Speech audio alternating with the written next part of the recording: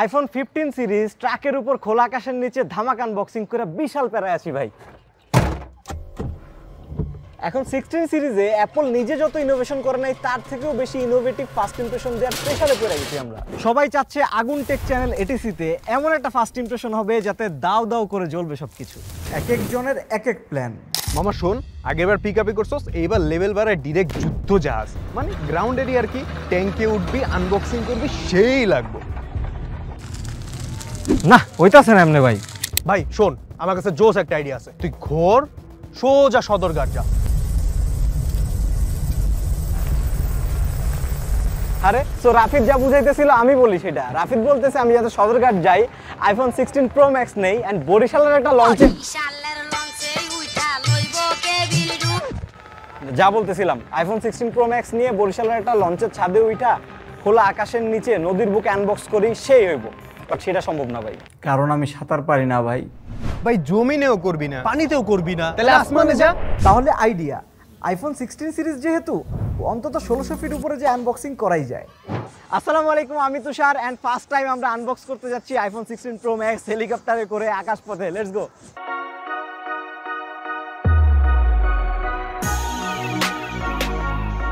So আমাদের সাথে চলে আসছে iPhone 16 Pro Max and as you know আইফোনের এবার হচ্ছে 4টা ভ্যারিয়েন্ট। আগের মতোই এটা হচ্ছে ডেজার্ট টাইটেনিয়াম কালারটা, বিশেষ ভ্যারিয়েন্টটা। Okay let's unbox. একটা সিম খুললাম, দুটা সিম খুললাম এন্ড খুব সাবধানে আনবক্স করতে হবে, কারণ আমাদের একটা ফোন কিন্তু অলরেডি আমরা হচ্ছে ভাঙা ফেলছিলাম। সো 1 2 বেরা নেই। Yes, this is the beautiful iPhone 16 Pro max.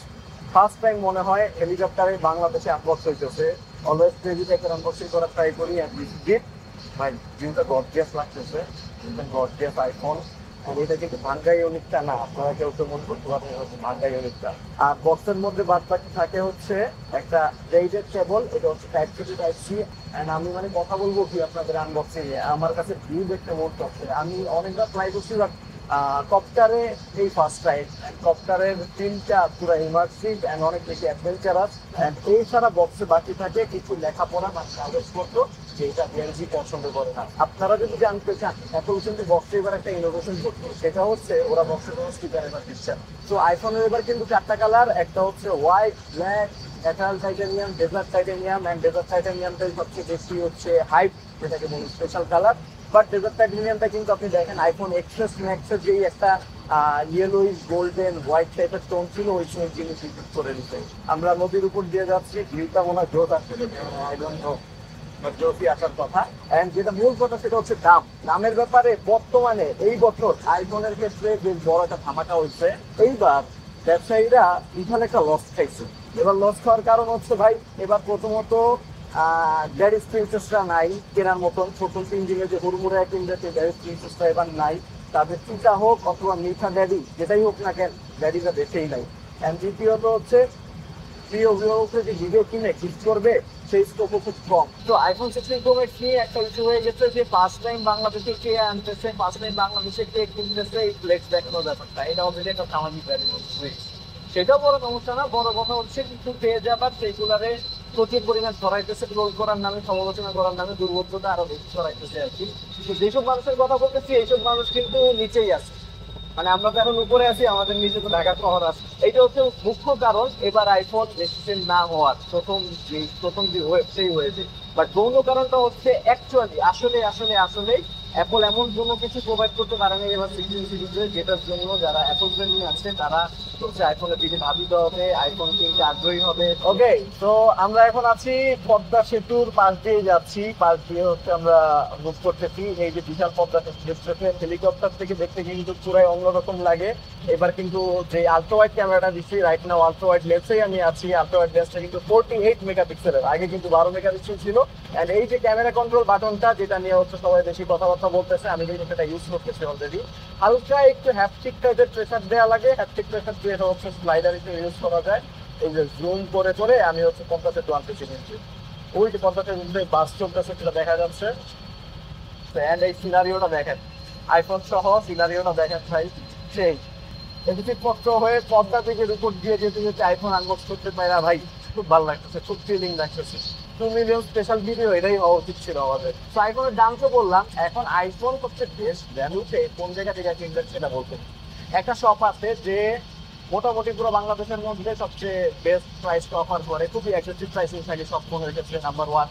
Number 2 হচ্ছে অ্যাপলের প্রোডাক্ট যদি কোনো হচ্ছে ওয়ারেন্টি ইস্যু চলে আসে, ওরা ফ্রিতে ইন্টারন্যাশনাল ওয়ারেন্টি ক্লেম করে দেয়। ডেজেল কেয়ার প্লাস, এইটা হচ্ছে যখন ডেজেল থেকে আপনি ফোন কিনবেন তখন আপনার কিনতে হবে 4.99% দিতে হবে, এই ফোনের যেই দাম সেই অনুযায়ী চার্জ দিতে হবে 4.99%। এন্ড সেইটার বিপরীতে যদি আপনার ফোনের 1 বছরের মধ্যে বাংলাদেশে যদি কোনো হার্ডওয়্যার ড্যামেজও হয়, যে অটোমেটিক ক্যামেরা নষ্ট হয়ে গেছে, ডিসপ্লেতে গ্রিন লাইন পড়ে গেছে, হোয়াইট লাইন পড়ে গেছে আপনার আইফোনে, তখন ডেজেলে গেলে ইনস্ট্যান্ট অথবা এএসএস সেই হিসেবে তারা হচ্ছে আপনাকে নতুন একটা unit brand new intact unactive provide করবে।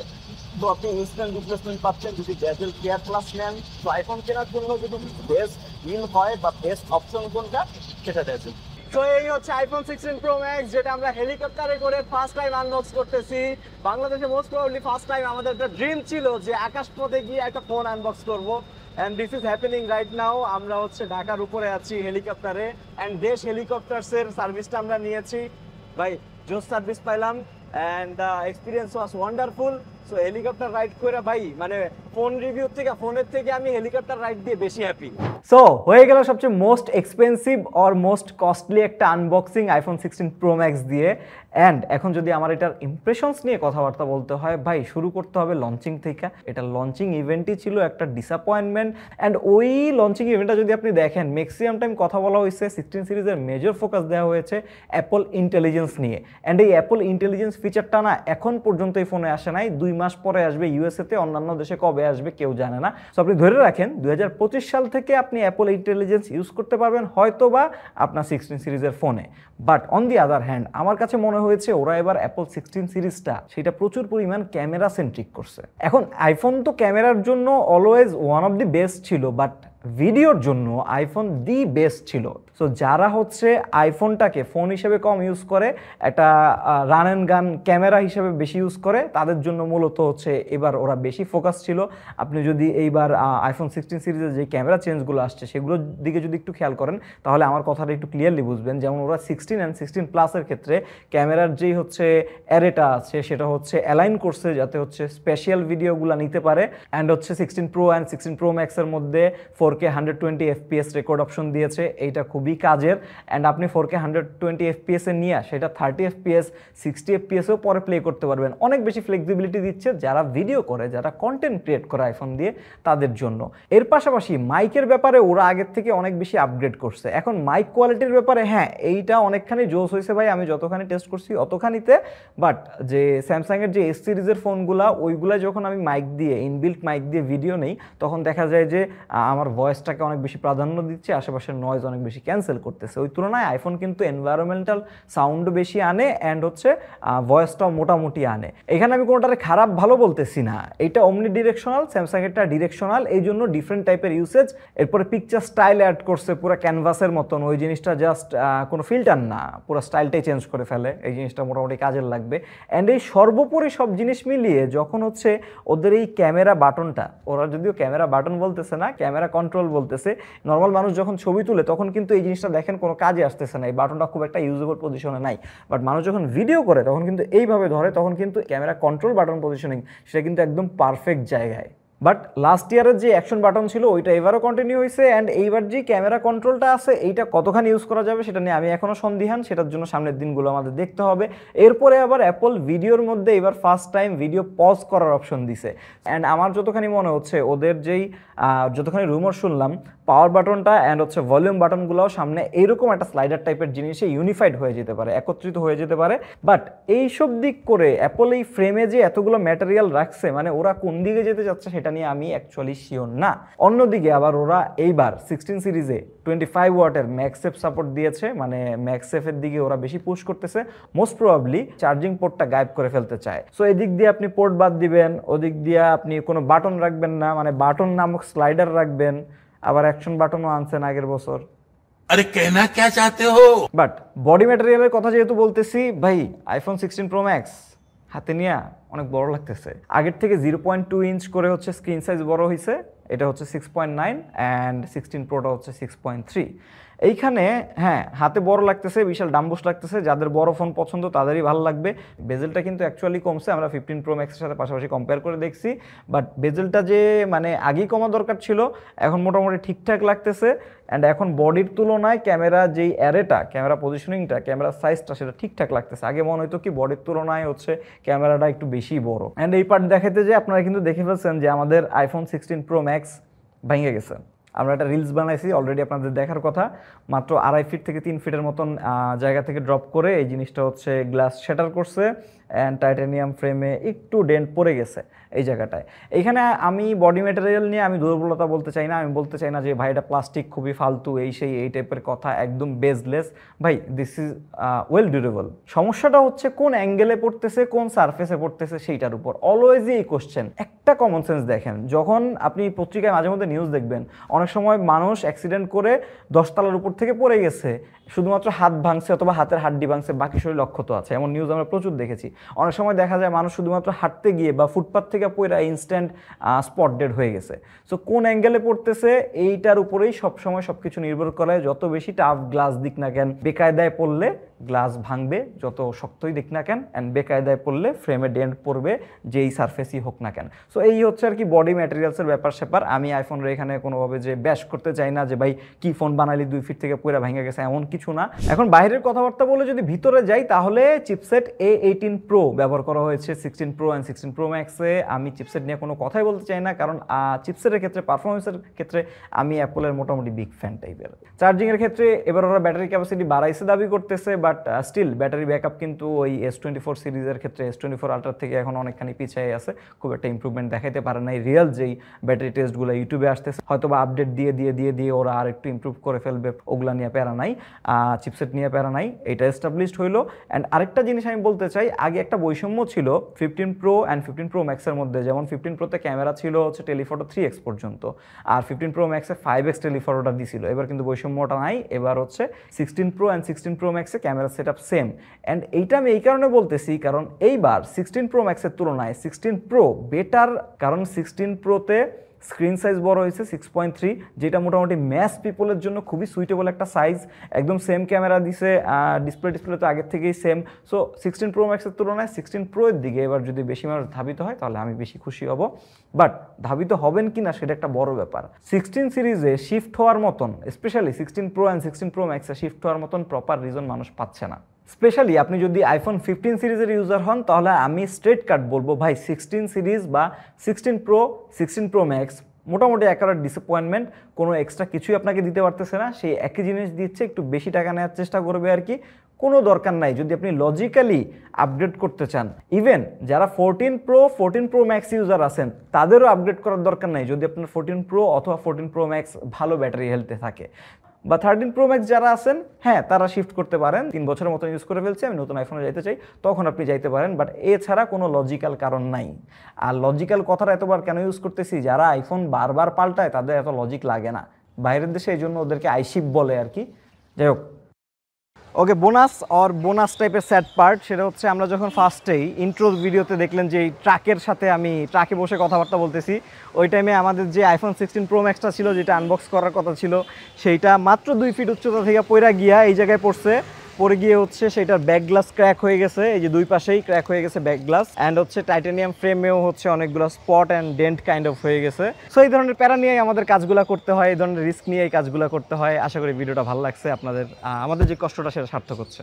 সো অনেকেই জানতে চাচ্ছিলেন যে আমাদের 16 প্রো ম্যাক্সটা যেহেতু ক্র্যাক করছে, এই জিনিসটা আমরা এখন কি করব। তো আমাদের কাছে তখন দুইটা অপশন ছিল ইমিডিয়েটলি, কারণ আমরা ফার্স্ট ডের ফোন এইটা, এই জন্য অনেক হাই প্রাইসে কেনা। সো ফার্স্ট অপশন ছিল যেই অবস্থায় আছে ভাই এই অবস্থাতেই সেল করে দেয়া, যেখানে বড় একটা অঙ্কের টাকা লস যাবেই স্বাভাবিক। আর সেকেন্ড অপশন হচ্ছে এইটার অ্যাপল কেয়ার প্লাস পারচেস করা, যেটা 60 দিনের মধ্যে কিনতে হয়, অ্যান্ড অ্যাপল কেয়ার প্লাস কিনে এটাকে হচ্ছে ইন্টারন্যাশনালি কোনো দেশে পাঠানো, ওয়ারেন্টি ক্লেম করতে। ওয়ারেন্টি ক্লেম করার পর অ্যাপল এটাকে আইদার ফিক্স করে দিবে ফ্রিতে, অথবা ওরা হচ্ছে একটা রিপ্লেসমেন্ট ইউনিট দিয়ে দিবে ব্র্যান্ড নিউ ইনঅ্যাক্টিভ। সো ওই ডিলটাও ভালো ছিল, বাট আপনি একটু হিসাব করে দেখেন আমার প্রায় 2 লাখ টাকার উপরে এইটার কেনার খরচ গিয়েছে। আমি আবার অ্যাপল কেয়ার প্লাস কিনবো প্রায় 15,000 টাকা খরচ করে। এরপর আবার হচ্ছে বিদেশে পাঠাচ্ছি, যদিও ডেজেল ওটা ফ্রি সার্ভিস দিচ্ছে, সমস্যা নাই। এরপরে গিয়ে দেখা যায় যে আমার মোটামুটি তখন এটার পিছিয়ে খরচ 2.5 লাখ টাকা চলে গেল। দেন আমার যে ব্র্যান্ড নিউ ইনঅ্যাক্টিভ ইউনিটটা দিবে সেটা বাংলাদেশে আসতে আসতে ততদিনে বাংলাদেশে এই ফোনের দাম নেমা যাবে 1,60,000-1,70,000 টাকার দিকে। অ্যান্ড তখন আমি রিপ্লেসমেন্ট ইউনিটটার কিন্তু এরকম বক্স থাকে না, ঠিক আছে? অ্যান্ড ওইটা মডেল নাম্বারও লেখা থাকে রিপ্লেসমেন্ট ইউনিট, যে সেটার কোডটা আলাদা থাকে। সো আমি ওইটা সেল করতে গেলে আমার আরও কমে সেল করতে হবে। সব মিলিয়ে আমার 1,00,000 টাকার উপরে লস।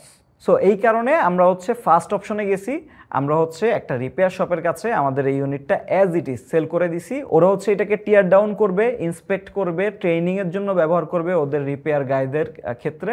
সো আপনারা একটা টিয়ার ডাউন ভিডিওর শর্ট কন্টেন্ট আপনারা হয়তো দেখতেও পারেন সামনে।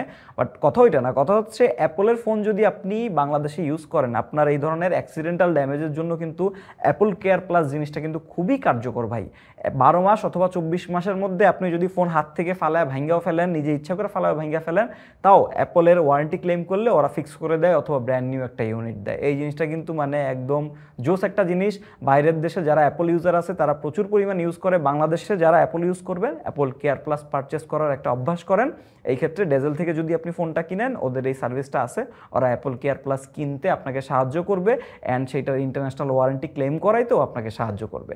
এই ছিল আমাদের 16 Pro Max এর আনবক্সিং অ্যান্ড ফার্স্ট ইমপ্রেশন। খুবই শৌখিন একটা প্রজেক্ট ছিল।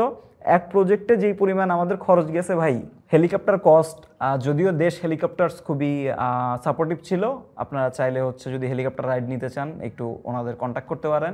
এরপরে হচ্ছে ভিএফএক্স আর্টিস্ট, আমাদের প্রোডাকশনের খরচ টরচ, ফোন ভাঙ্গার যেই হচ্ছে গচ্চাটা দেয়া লাগছে, এই সব মিলে এত পরিমাণ খরচ হয়ে গেছে যে সেই খরচ দিয়ে গোটা এটিসি 1 মাস অপারেশন কস্ট এমনি চলতে পারে, এমন একটা অবস্থা। যাই হোক, স্টিল দিন শেষে কন্টেন্ট বানায় যদি আমার কাছে শান্তি লাগে, আপনারা দেখে মজা পান, তাহলেই হচ্ছে আমাদের জন্য অনেক বড় ব্যাপার। আইফোন 16 সিরিজ নিয়ে আমরা আরও বেশ কয়েকটা কন্টেন্ট নিয়ে হাজির হয়ে যাবো ইনশাল্লাহ। আজকের জন্য এখানেই বিদায়, আল্লাহ হাফেজ।